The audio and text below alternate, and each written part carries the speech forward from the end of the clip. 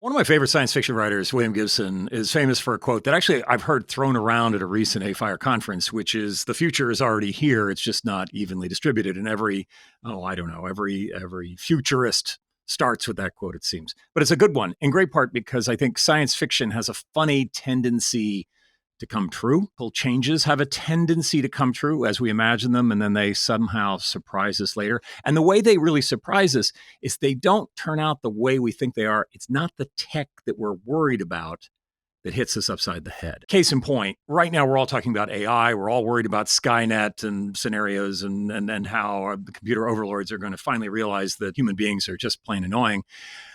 If that is the one focus area right now for people when they talk about tech in real estate, what do we do around AI? I wonder if we're missing the point or we're missing something that's coming at us right now. You are listening to the AFIRE podcast, real estate, technology, cross-border investing, and the opportunities of a changing world. Let's start a conversation now. It's coming from left field. It may be coming from such a left field place as a Pokemon Go game and how it is changing real estate. So we're very lucky that Neil Mandt, who's actually going to be speaking at the AFIRE conference February 14th in Washington, D.C., he's one of the more interesting guests we've had on the AFIRE podcast. He's a 5-time Emmy Award winner in film and television. He's a producer. He's an AR and VR pioneer. He's a pro sports owner, and he's a real estate developer. And he has been talking for the last few years quite seriously about the issue of digital rights. So I wanted to welcome you. Thank you, Neil, for joining me on the AFIRE podcast. It's great to be here. Thank you for having me. All right. So I'm a real estate owner. I've got a couple of, epic Class A trophy assets in major cities. Why should I be concerned about digital rights? I own the building. I own the air rights. Why should I be concerned about the digital rights? Well, let's slow down. We got a story we got to tell here first. Fair enough. Because we can't just jump into it because, as you set it up, that this is a big thing, out of left field, unexpected. And you talked about how people perceive history and technology and where we are, that it's already here, but it hasn't been evenly distributed. Well, today we're going to talk about the history of the future. We're going to talk about what is written already, what is already there, where the laws stand, and what is inevitable. And it's inevitable because it already has begun. And I think that's the key thing that we should be looking to get across in this podcast is putting the pieces together.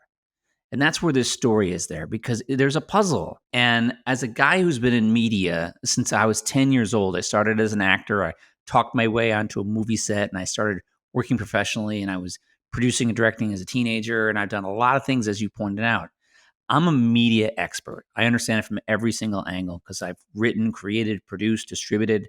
I've always been my own company. I haven't really worked for people except for very few examples. Like I produced the Golden Globe Awards. I was hired to do that. I produced the OJ trial for ABC News. I was hired to do that.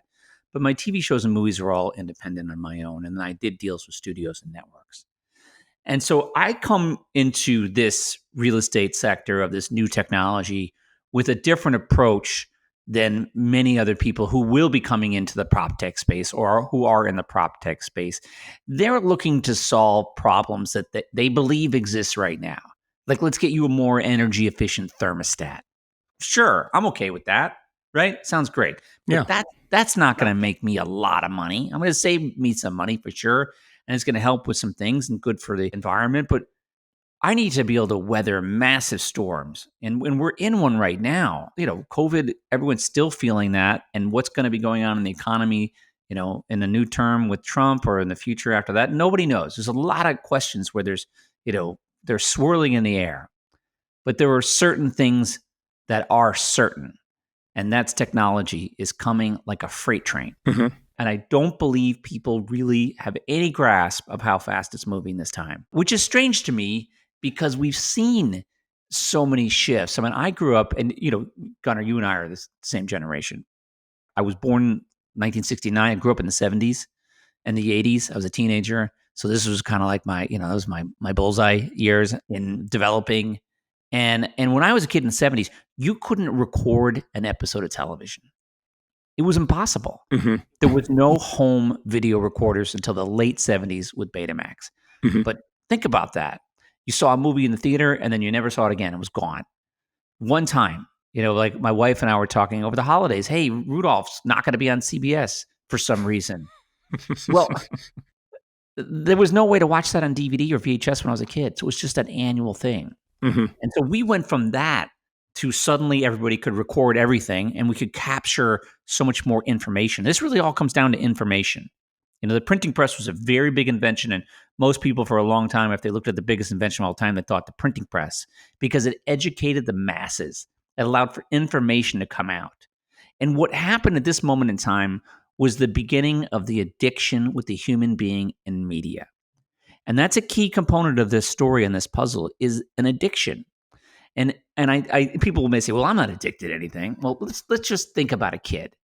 Gunnar, have you ever seen a young kid, let's say under the age of 10, with an iPad, Oh, and yeah. the parent takes the iPad away? What happens? Yeah, they freak out. Yeah. How long does that freak out take? Yeah. Immediate. Immediate. Like, you couldn't even do it with a stopwatch. Right. You couldn't even hit the button and it would already be a freak out. So, at the earliest age right now, that addiction is beginning. If you're sitting on your couch and you think you lost your wallet, how long do you think it is until you start to get nervous and start to sweat? You're on your couch in your home. You're like, where's my wallet? You're patting around your pockets. How long until you really start to get nervous, do you think? If you think you lost your wallet when you're sitting on the couch, it's 24 hours until you go into a full-blown panic. You could be thinking it's downstairs or it's in your jacket or whatever. But if you're sitting on that couch and you start patting around looking for your phone and you think you've misplaced your phone, whether it's downstairs in the car or anywhere else, it's 60 seconds until you freak out. You're consuming videos all day long. You're consuming articles all day long. I mean, you go on any bus, you go to an airport, you look at anybody in the public, they're looking at their phones. They are addicted to the device. Can you come with me on this? Do you agree with me? I agree with you on that. Okay. So this value for real estate that we're about to unlock, it's related to the addiction to media. And if you can say to me, Neil, you got it wrong. People aren't addicted to media. People don't spend virtually every waking hour of their day in front of some type of a screen, computer, phone, tablet, or TV. If you can tell me that, then we don't move forward. But if you say, Neil, there's a real addiction, then the story continues. Which is it? Well, certainly people are living their lives completely through a screen. There's no doubt. No doubt. Whether it's something that can be a medical condition like an addiction or not, who knows? But certainly seems to be that. Right. Okay. And this is global, right? It Right. doesn't age, gender, race, culture, nothing matters. If you get an iPhone, you get a smartphone, and you get the internet, you become addicted, right? Right. Okay. And furthermore, there are these additional addictions that are in the social media world. Wouldn't you agree that that is its own kind of sector of addiction? Absolutely. And perhaps more disturbing, but yes. And we can both agree that there's all kinds of trouble with that. Okay, so let's use that as our base. That's the why. Okay, that's the why this will happen. And I'm about to tell you, it's one of the reasons. There's another why. And so, in experiencing things as opposed to buying things on the internet. So, if you went to a store and you went to a furniture store and you sat down in a chair and you looked at the chair, do you think that you would be a more informed shopper than if you just looked at Amazon? If you actually touched it and felt it and saw it, wouldn't that be better for you? I would think so. Right. And so that's experience. So now there's a technology called augmented reality. Are you familiar with the IKEA app or the Wayfair app that they're able to augment the chair in your living room? Do you know about that? No. So using your phone, there are brands. And so one of them would be Maybelline. So you could access the camera on the phone, you could hold it in front of your face and see your face on screen, and you could augment makeup, lipstick, eyeliner, whatever, and you would see it just on the version of you on the phone. Mm-hmm. The same thing, using the camera, you could place a chair from IKEA in the living room. Okay. Or with glasses, you could put glasses on your face and you could see what they look like. Again, all using the phone's camera. Mm-hmm. And what this leads to is the scenario like when you went to the store, because you're experiencing it. You're seeing the makeup on your face. You're seeing the chair in the living room. And as a result of that experience, you're over 40% more likely to buy whatever that product is. And you're over 90% less likely to return it. And so this makes money. Right. This is efficiency in business. It will help the supply chain in so many different ways. Right. And so we know, as a matter of fact, that when you experience things, you learn differently. Or literally the word learn relates to memorization, it doesn't relate to the word understanding. You're a better consumer if you understand the product, not that you learned about it, but if you've seen it in your space and you've seen the color and you're like, that brown chair looks good in my place, I understand it. And the only way we could ever understand anything in this world is by experiencing it. Like for me, I'm a visual learner in school. I was not a really great student because I just couldn't memorize everything so well. But if you had a demonstration in the classroom, I would have excelled from that subject. Does that make sense? Makes total sense. How about you? Were you a visual, or you look like you're really smart, so you can probably learn anything? No. More visual and audio than anything else, but certainly. I think most people are. I think those senses are so heightened because you're taking in so many more components of it. Okay, so that's our base. There's a massive addiction to media, and that understanding things through experience, whether it's buying things or just understanding history or whatever. If you have that experience, it's going to be better and make you more informed, right? Oh, that's our base. Okay, so we had some big inventions over the years. We had the printing press, and then years later came the radio, and that engaged the masses with content, and an addiction began there. Went from no one having a radio to most everybody had a radio by the 1920s. Television was invented in the 30s, but it really didn't take off to the 50s, and it was by the early 70s that basically everybody had at least one TV. Some people had two TVs in their house. And then the next big thing was the internet. And of course, that started, in the 80s, but it really didn't hit the public until 1995 when AOL offered the internet for $25 a month. That was when it blew up. And, we recall the internet in the 90s, the dial-up. Right. This was an entirely different system of experience than we have now. Right? You're tethered into that wall. Let's just forget about the annoying noise of, the beeping and screeching when it went on. Right. But let's just think about what you got out of the internet. It was very basic. It was static websites. You weren't really pushing video, or the commerce was very limited. And this is why we had that hype. All these websites are like, hey, we're going to be the new thing. And it didn't happen because the commerce wasn't there. It took the second version of the internet, which was an entirely different experience. We went from being tethered to a wall to being able to take a laptop and be mobile. A tablet was invented. Phones could have the internet. Smartphone was invented, and then birthed out of that was social media.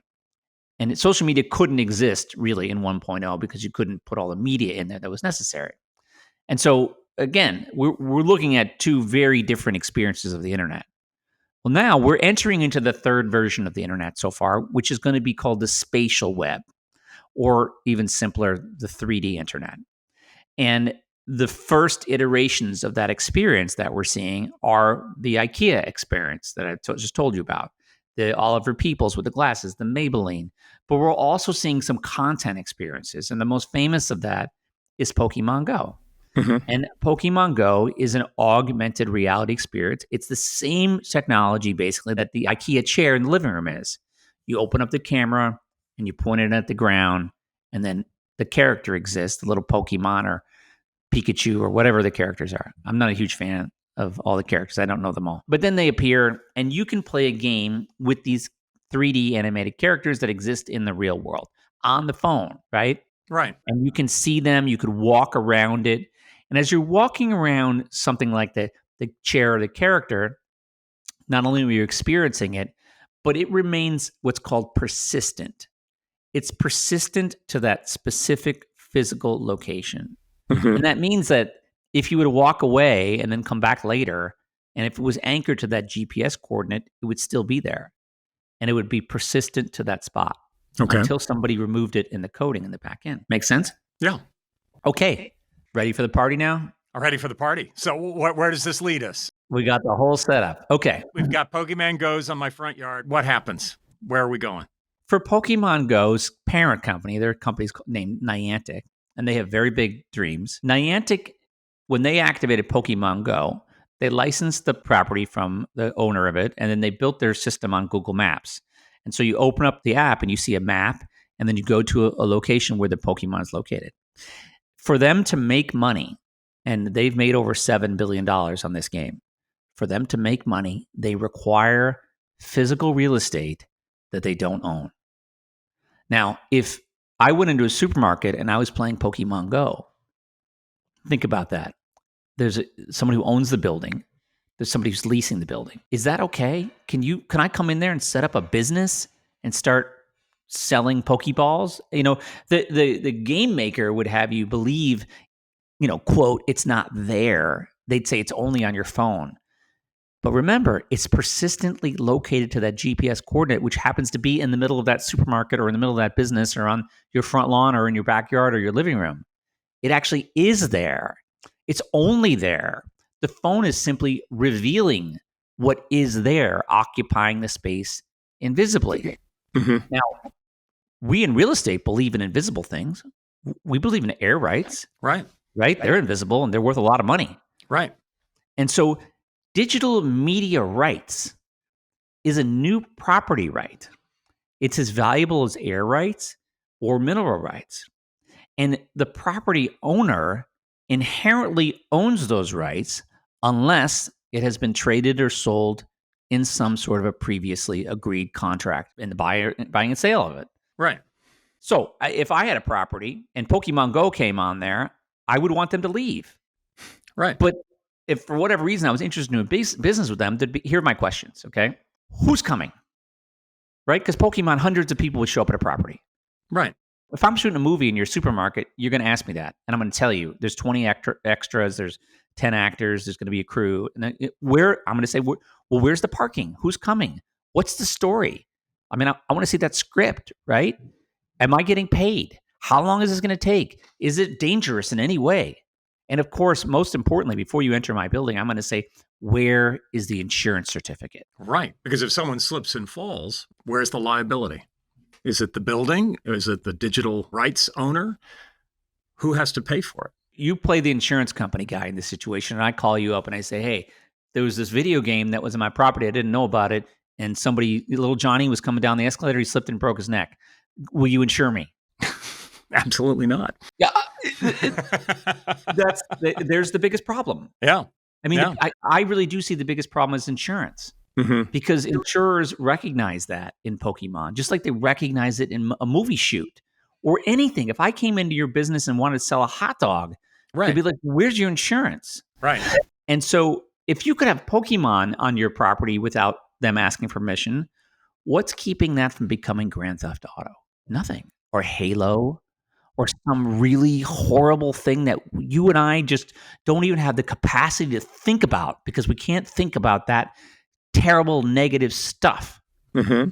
And so we're in a situation where we all, again, remember the history of the past, history of the future. This has happened. This started in 2016. So for 8 years, Niantic has been placing businesses on privately owned property or city-owned property without asking for permission and not sharing the revenue. So what it comes down to the property owner is your real estate is something that media companies and tech companies will want to use, and in fact, will need to use to display messaging in the future. And the sooner the real estate owner understands this, the sooner they can mitigate their risks, which we all want to do all the time, right? And make money. And so just using Pokemon, Okay. there are examples where businesses have said to the parent company, I'm okay with you being here, but you got to pay me. Right. And you got to give me an insurance certificate. And they have been successful. Pokemon has been litigated against, and they're not allowed to be there. And so they have a form on their website that you could fill out, and they remove any Pokemon gameplay within 40 meters of your property.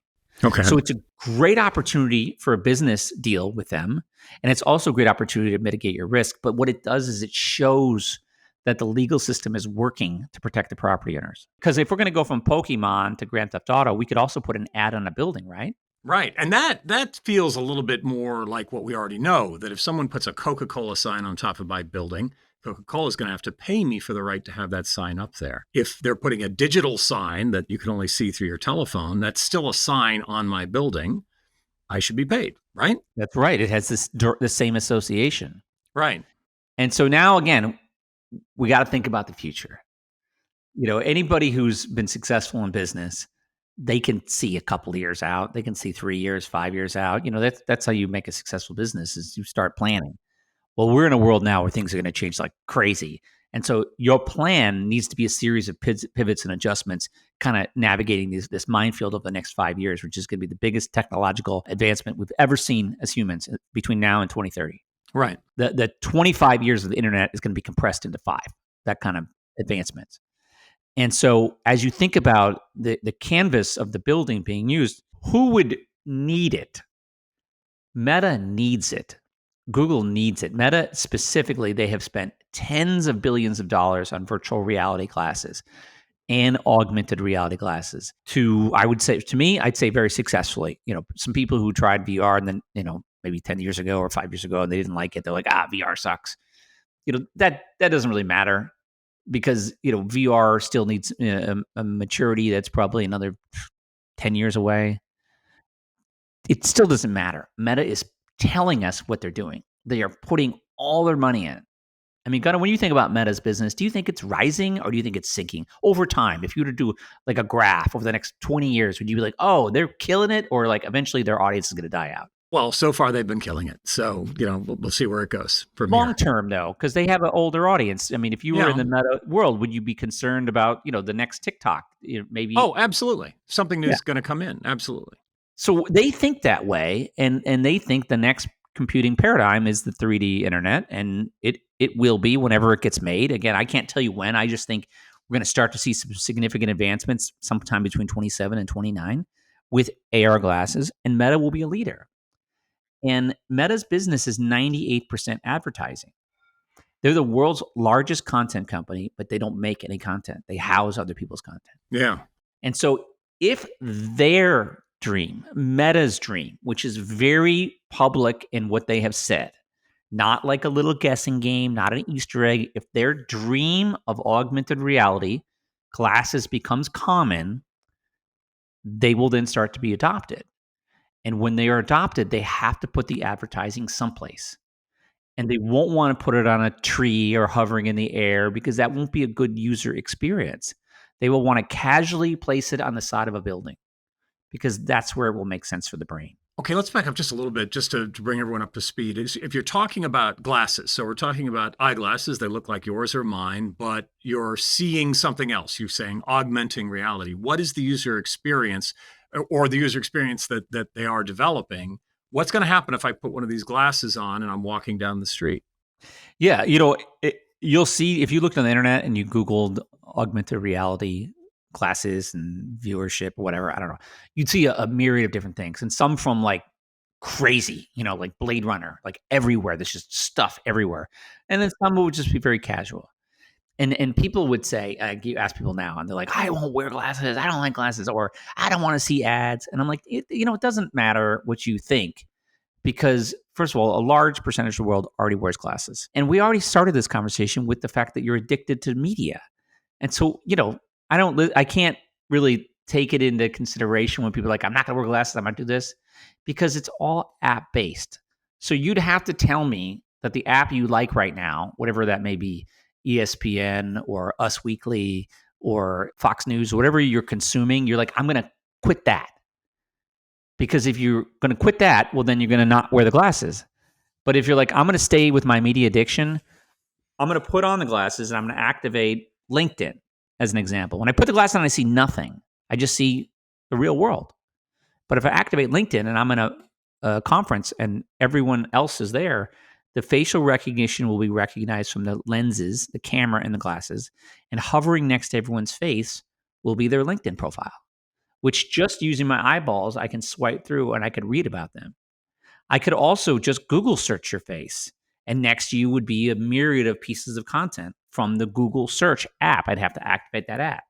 If I activated the Instagram app and I was at a restaurant that you and I went to years ago, and if we'd taken a photo and tagged it at the location, now with Instagram activated on the app, I would see the two of us standing there three-dimensionally at the bar. And so the socialization of this in the real world is going to be incredible. So we, go to a future. We'll call this idea 10 years out, because I think the bandwidth really has to open. So let's go ahead 10 years from now. It's 2034, and your daughter is 34 years old. Is that right? Yep. Okay, great. And she goes to a restaurant Now, at this moment in time, the bandwidth is so big that you could just shoot video 3-dimensionally through AR. Okay? Wouldn't just be the photo that exists there at the bar, the dinner table where people had videotaped each other. I would, if they posted it, I would see it there through the glasses. Okay. The Kardashians' dinner where they were fighting, I could walk around it. It'd be like a live show. But your daughter could also walk there and see the dinner table that she wasn't invited to, the birthday party that she wasn't invited to. That may be very sad for people because it's not just going to be, oh, we went to this beach and you're like, I wasn't invited. You're going to hear people talking about things that maybe you missed out on. And so it's going to be the internet existing in the real world. And real estate owners can charge money for that content. So imagine you owned a restaurant. You want the Kardashians to come in. You pay them money. Come in, sit at this specific table and have a dinner. And maybe like on the TV show, you guys fight a little bit. And then you rope off that table and you charge people $5 to come and watch the show. You can license the outside of your business to ESPN, to Snapchat, to Facebook, to Fox News, to everybody at the same time. Because if you and I right now, if we're looking at, Steve Weichel over at MIT, we're looking at his Instagram profile, we'd see different ads, right? Right. And if 1,000 people were looking at that same profile, they'd all see different ads. Meaning that when you are outside in the real world and you activate your glasses, you're activating an app.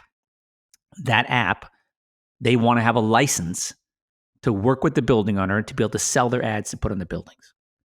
And so every app will want to have a license from a building owner to be able to put media on the building. Okay, so this is something that's happening over the next 10 years. This is stuff that's developing, and there's some pieces of it that are happening right now. That's right. So I own a building that is a popular place that people all see it. What do I need to do? How do I need to think about digital rights? How do I protect myself from someone putting something that I don't want on the side of the building? How do I figure out how I'm going to make money or even market my building as open for business in the virtual world? How do you think you would do that? What would be needed? I'm curious. Because it sounds like there's a bunch of things that have to happen. You need to be in some sort of environment where the would-be licensee could find you. Right. And somehow like claim ownership of your rights. You need to market. So, I mean, what do you think would be the way to do this? Well, certainly some way to certify that I own the digital rights for that building. So, I mean, I don't even know if the law is robust enough at this point to say, since I own the building, I own the digital rights, or is this something else that I have to acquire and have a deed to from a legal perspective? So that's one question in my mind. Another question is, well, we have analogs to that in terms of we sell billboard space, we sell walls, we sell marketing availability and signs, et cetera. So I imagine that the contracts would be very similar. They would probably have to be time constrained. They would have to be very specific about what the parameters are. We have to have a clear understanding of what can and can't be done within that. But again, that's just a legal contract, and that's something that can be managed. And therefore, it can also be something that can be monetized in terms of how much it costs to rent over time. And obviously, marketing it, well, the same way that we market billboard space, I think usually through third parties that are selling billboard space, but it would depend on the property. That would be my guess, but what do I know? I think you got it exactly right. We need a control system where all of that can happen. And so that's what my company, Digital Rights Management, does. Okay. We are the platform where an owner validates their ownership, and by doing so, they have claimed their digital media rights.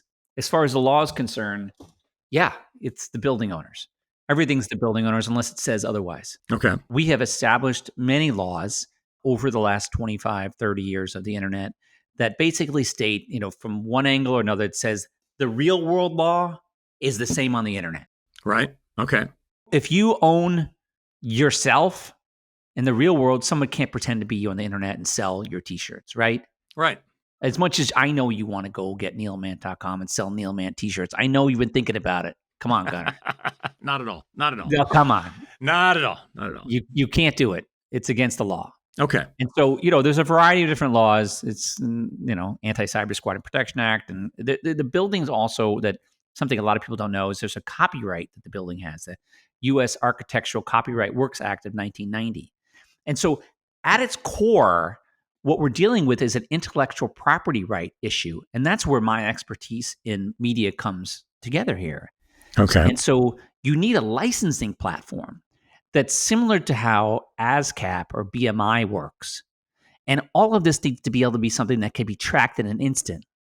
And that is what a DRM, digital rights management system, is.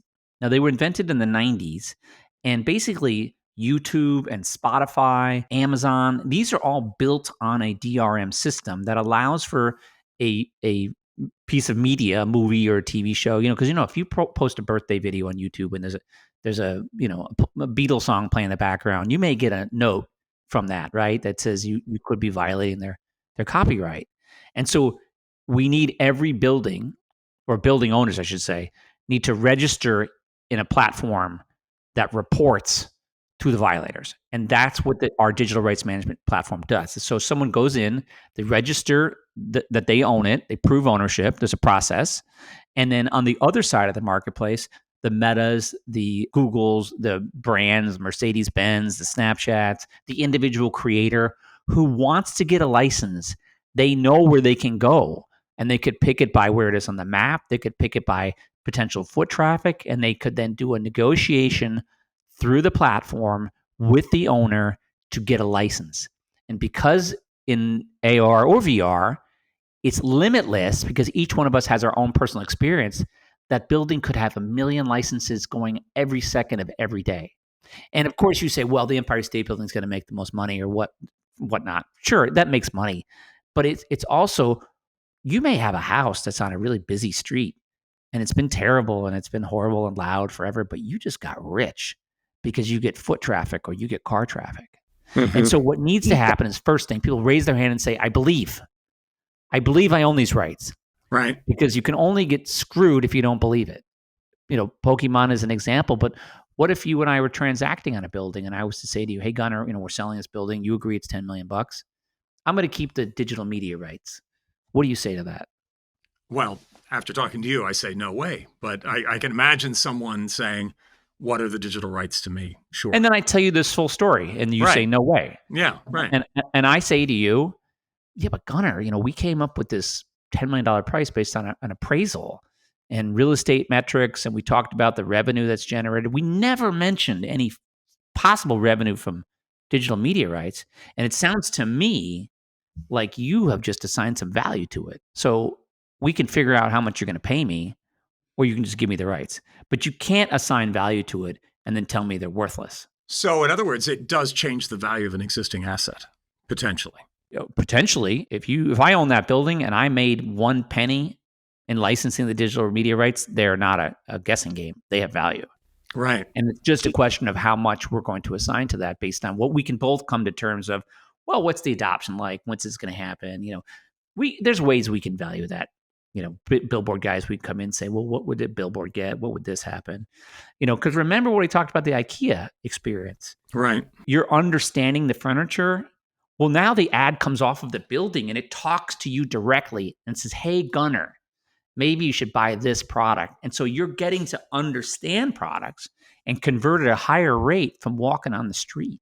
Mm-hmm. Billboards don't talk to people. This thing is going to talk to you. That's interesting. It also means that if you have an asset that has some value, once we determine what that value is, it's also something that also could be traded. So for a building where you don't care what people see when they look at the building, you might be able to create, at least, you could do it from a leasing standpoint, but you could also do it from a sales standpoint to say, just the same way that we can sometimes reassign air rights to other owners. You could do the same thing with digital. You mentioned leasing there. Let's talk about that for a second. Do you remember, did you see Back to the Future 2? Yeah. Do you remember the scene Marty's walking around Hill Valley and a giant shark comes off the movie theater? Right. And it scares him for I think the movie was like Jaws 19, directed by Max Spielberg. Let me give the scene set for people who may not know this scene. So he's walking around in the future. It just rained. The streets are kind of a little wet. And this 100-foot shark comes off of the building and it's a hologram and he gets scared and then it disappears. Right. But I think to myself, and I'll pose it to you, who gets sued when Marty gets hit by a car because he's not paying attention? Who's going to be sued in that situation? That's tough. What do you think? It should be the provider of that media. So the movie studio, Right. they made it. Okay. But I suppose you could also say that the building itself was irresponsible in allowing that kind of imagery, that distracting imagery, to be part of their building. Let's do the full chain. So the movie studio that created it, for sure. The movie theater that's emanating it, and then the building owner who didn't even know that the movie. Yeah. So now there's got to be new lease language, and DLA Piper has created this language that basically says to the tenant, "Hey, we're aware that augmented reality is a technology, and we're also aware that you could augment things from the building. The rules are the same as in the real world. You can't hang a bed sheet out of your apartment on the 15th floor and sell stuff off of Etsy, and you can't augment off the 15th floor. It's Right. the same rules." Is there a scenario where these rights could be taken away from you by squatters to a certain extent? 100. Well, Pokemon Go is doing that. Yeah. That's yeah. I mean, is this a situation where I'm mowing your lawn for 7 years and then it's mine? Mm-hmm. I think there's a judge out there that would go with that one Yeah. for sure. That would be like, oh, I don't understand the internet, and but no. At the end of the day, and I'll tell you why I'm so confident that this is going to land for the building owners. Like I'm 100% sure, and that doesn't mean it's not going to be rough, which is why building owners would be very smart to move quickly, register their property, look for business opportunities, start to make money. But irrespective of how messy it may get, it will land in their favor because I know one thing. Buildings are not the only real estate in the world. You know what else is even more populous than buildings? People? People. And if you could put an ad on someone's building, you could put a blinking Nike ad on their shirt, right? I could put a Coke ad on your forehead. Mm-hmm. But there is zero scenario where Meta is going to sell advertisements on people without their permission. Never would they do that. Mm-hmm. And so the intellectual property rights of the real world, including the business in the building, which has a copyright, has its own rights of publicity, can't be violated against because of false advertisement, can't have trespassing. There's all of these laws that are already there. They just need to flex their muscles sooner than later. And the great thing is they're going to make money. And this could be that gap revenue. So mitigate risks because the insurance companies are going to raise the prices no matter what. Right.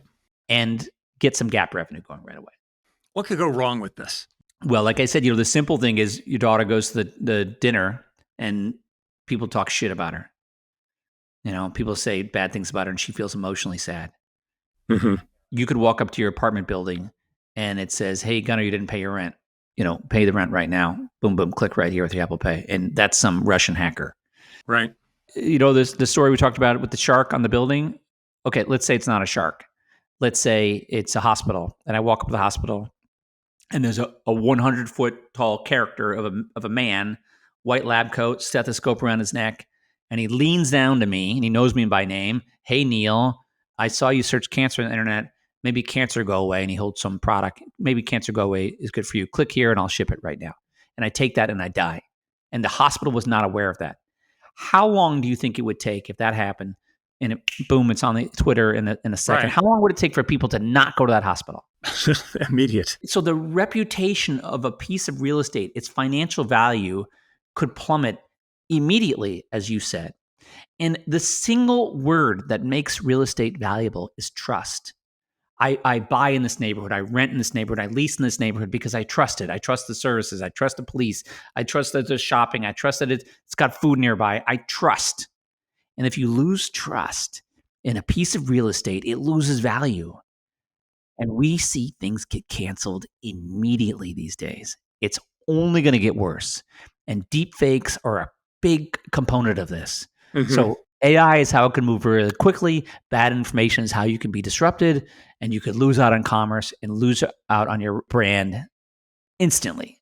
That is dangerous. Absolutely. And it does seem to be a bit of a Wild West. I'm less worried about Zuckerberg and Meta and Google and others. They have at least shareholders they have to answer to, but some crazy hacker who's figuring out a way to convince people to do something and use my building in order to do that. I mean, that's a pretty frightening scenario. Yeah, the worst stuff you've ever seen in the internet, the things you fear will exist in the real world. And if they existed in a platform, because remember, like people will live in Facebook, they'll live in Instagram, they'll have that as a default browser sort of activated because they've taken so many photos and they see so many things in the real world.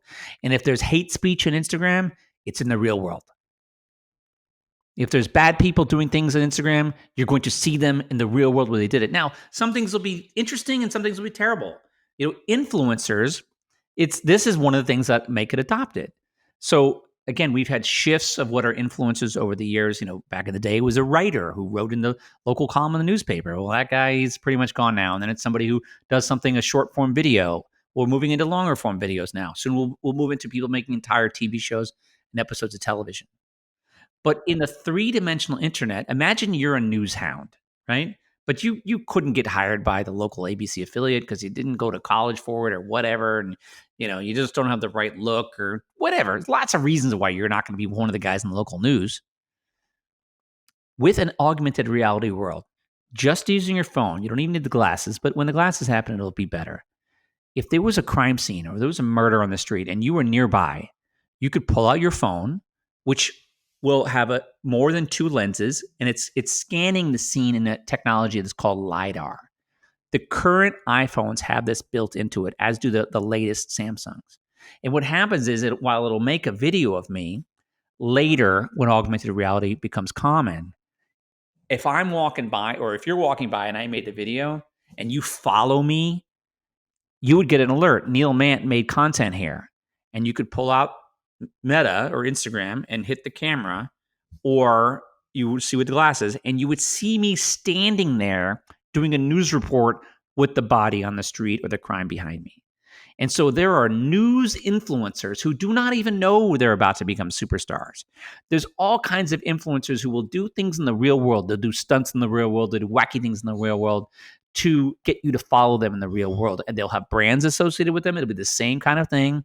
But as we move away from a 2D influencer world, many of those people will not translate into the new influencer world, just like the Facebook person didn't translate into TikTok, or on and on and on.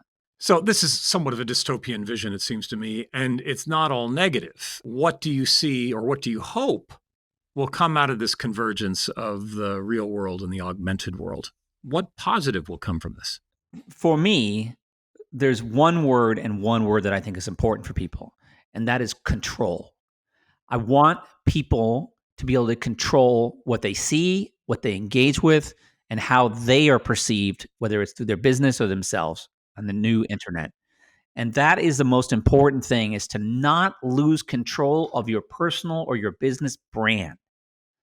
From there, I can control the experiences that I allow myself to see, the things that I engage with, so it's not reckless and crazy, and I'm not seeing hate speech. There will be filters, and there'll be ways to deal with that.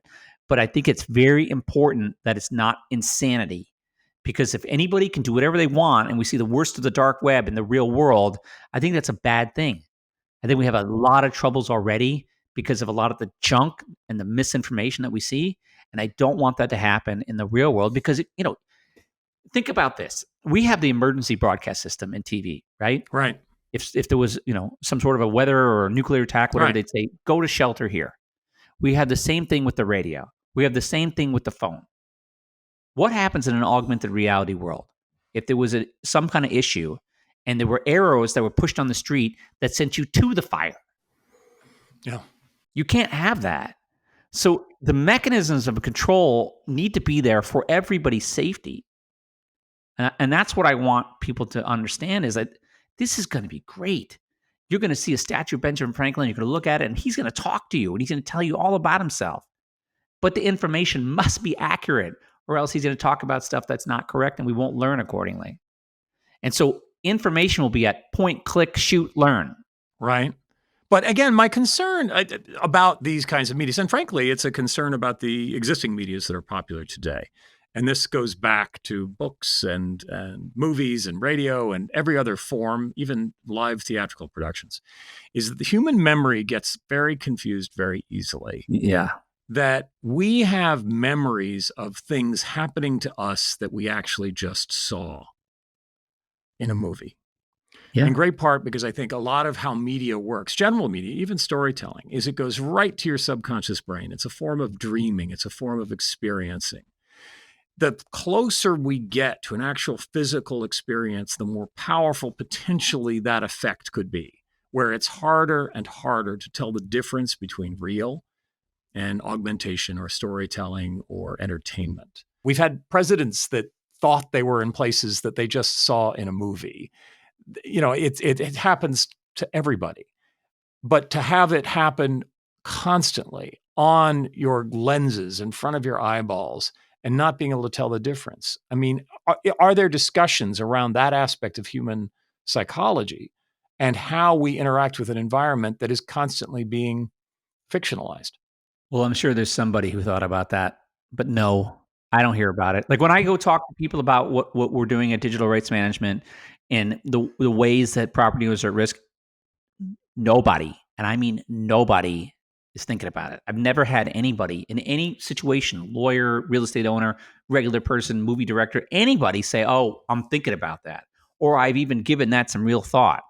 So you're talking about advanced psychological impacts on society from this. It's enormous. Yeah. It should be something that should be being thought of right now because we know what's coming. This isn't like, oh, I think there's a 3D internet coming. It's coming because it's going to make people money. It'll make you efficient. It'll be cool. It'll be awesome. Yeah. It'll change everything. And because of that, you cannot stop it. And, a lot of people aren't tracking it, obviously, the way I'm tracking it. Mm-hmm. But it's coming. And so you brought up a big point there, a huge point, and I don't have the answer. Of course, obviously I don't have the answer. Well, and it's more current now because we're realizing the psychological effect of social media use and how there is some unintended consequences in terms of how we feel when we spend too much time in that environment and how it triggers certain things within our brains and certain things emotionally to a certain extent that we become impaired to a certain extent by our own emotional reaction to this kind of experience. But when I think about even pre-internet, since you and I lived in a pre-internet age, I consumed a lot of movies. I consumed a lot of television. I consumed a lot of books. And it did a similar thing, but it was a little easier to separate from, maybe because we had more experience with it. Maybe it's simply getting used to it as a society and figuring out what our guardrails are. But there was also a sense of this is separate from me. I'm not inside it. Well, it was because you weren't inside of it and it wasn't in your living room talking to you. Right. And, you have lots of people that perhaps, maybe towards the end of their life or maybe when they're children have a really hard time separating it. Yeah. And I just keep wondering, how are we going to manage those effects? So we can only imagine at this point, because we're not engulfed in that environment per se, although we have some real indications from the way we're managing media over the last 20 years and the effect it's having on us. And it is changing us. It's changing how we think. It's changing how we communicate with each other. It's changing our politics. It's changing a lot of things.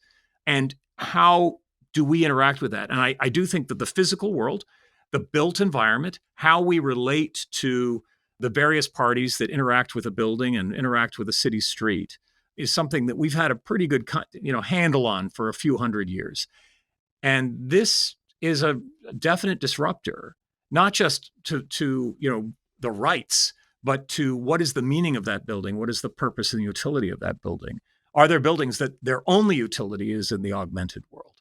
Are there ways that we think about changing the usage of things just because of what people experience as they pass through it and around it? I think there's a real deep exploration we need to do. Yeah, I mean, I think there'll be people just from a visual perspective would offer different architectural looks of the building to different people. If you're looking at it, you may see a rectangular building. I may see someone's oval with the glasses on. I take the glasses off and I see whatever the structure really is. Right. But you brought up an interesting point that it just triggered in my mind. What is the building about? What do they look like? Again, putting on the glasses, you see nothing. Let's just say you activated Facebook as an example.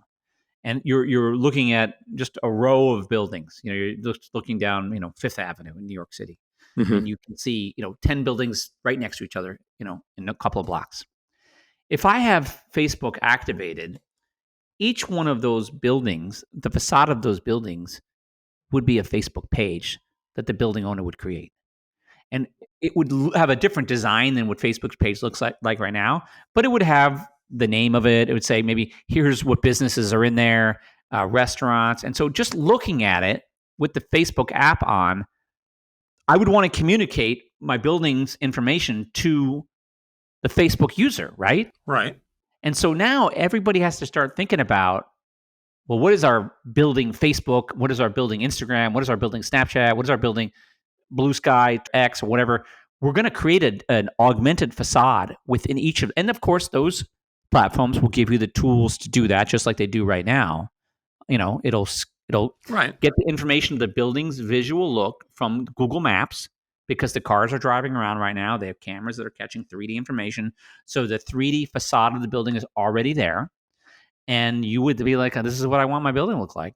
But I think the biggest problem with real estate owners, if we really go to the beginning of this, why people are kind of conflicted or slow, is because they're just not technologically savvy as an industry.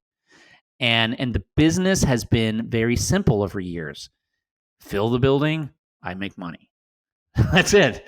Rent, money. Yeah. And some of them have looked into their brand more, but those are more the ones we think about, the famous ones, but the regular building on the block, you're just like, whatever, it's just a building. Well, if I look at that building on Google Maps, there's information, right? Mm-hmm. Well, this is a visualization now of Google Maps. So on Google Maps, Apple Maps, Facebook, you're all going to want to have visual information on the outside of the building. And I don't know if anybody who's thinking about that. And that's within a matter of months, 36 months, 40 months. It's not 100 months. It's before the end of the decade. Yeah. Back in business, back in the old days, maybe 10 years ago, we'd make a 5-year business plan for our business, like looking at a 5-year projection. How far out can someone look right now with projecting anything with their business? Well, it brings it back to the investment, horizon for most institutional investors is 7 to 10 years. That's the term that they own that building. I'm just saying, talking about in business, ourselves. Like if 2005, if you didn't see the iPhone coming, which you wouldn't have, your entire business would have been blown up. Like if you didn't see the smartphone, if you didn't see apps, like each of these times you're blown up. Well, there's a blow up that's about to happen, a big one. No doubt. And within that time frame. Well, certainly within 7 years for sure, but I think it's within 5. It definitely needs to be on the list of planning issues that you need to think through, you need to walk through, it seems to me. If by your own admission, a building could be canceled instantaneously because it had the doctor on it, you can't wait a second. And if by your own admission, the insurance company is going to cover when little Johnny breaks his neck trying to catch the video game, you can't wait. You can't wait another second. You have to get all video games off your property right now. And that's one of the things that digital rights management does, is we can get the gameplay off your property. And it seems to me that someone that owns that building or is managing that building needs to be readily putting on a pair of these glasses and taking a look and seeing what's happening. Or the phone. Like most of the stuff still exists in the phone now. But again, that's another thing that I do is I help people. But you have to just recognize it. You have to say, okay, the internet is going to change soon, whether I like it or not. Right. Like let's not fight what's happening. Let's try and understand it. But too many people, they're just like, I don't want to do that because I don't want to do it. And you're like, it doesn't matter what you want to do. A 16-year-old is going to want to go out and see all the social media in the world. They're not going to debate this. Mm-hmm. One more thought on that. Your daughter, when she's in college, maybe she's a freshman or sophomore in college and she's dating somebody at another school. If augmentedly, if she could put glasses on and have her companion just hanging out with her at her school, wouldn't she do that? Yeah. It'd be like heroin. Of course they would do that. No. It's interesting to me. It certainly suggests that everyone has a little bit of work to do, a little bit of research. And certainly this is what you're describing is the problem that everyone has with change generally. Yeah. I don't care how innovative you think you are. We all resist it. It is painful and difficult to change. Whether it's positive or negative is almost immaterial. We're not really dealing with a judgment call. What you're watching is something that is happening, and there's not much that we can do about it except to understand it, work with it, not let it take us by surprise. I think that's probably the best advice. And apparently we all have to keep reading science fiction to understand what's happening right around the corner. I think the problem that's been happening with this particular moment in time is like the internet was a surprise. Web 2 was a surprise. Right. But we've been talking about VR in particular for decades. And it's been a product for about 10 years now. And it has been, for most people, an underwhelming product. And then for other people, it just became gaming. And so they feel like they've been, misled, like it's failed in some way. It hasn't failed. The internet was born in 1983. It didn't really become a major thing until after 2000. The television was 1927. Didn't become a big thing until the 60s and 70s. These things take time. So let's just say VR was in the early 90s. Okay, within 25, 30 years, 40 years, whatever, it's a thing. Right. So if you just say 1990 is the beginning of VR, if you want to go with that, I mean, for me, it's really 2014 with Oculus. Yeah. But whatever. By 2030, this thing's going to start to become a thing. We've been speaking with Neil Mandt about augmented reality and digital rights and how real estate needs to interact with this fast emerging new technology. And Neil, we will see you in Washington, D.C., February 14th to talk more in depth about this. I look forward to that. Thank you so much for spending time with me on the AFIRE podcast. Oh, it's been great. Thank you so much, Gunnar, for having me. You have been listening to the AFIRE podcast. Remember to subscribe on your favorite podcast subscription service, such as Apple, Spotify, Google, Stitchers, and others. AFIRE is not engaged in providing tax, accounting, or legal advice. No content in this podcast is to be construed as a recommendation to buy or sell any asset. Some information included has been obtained from third-party sources considered to be reliable, though AFIRE is not responsible for guaranteeing the accuracy of third-party information. The opinions expressed are those of its respective contributors and sources, and do not necessarily reflect those of AFIRE.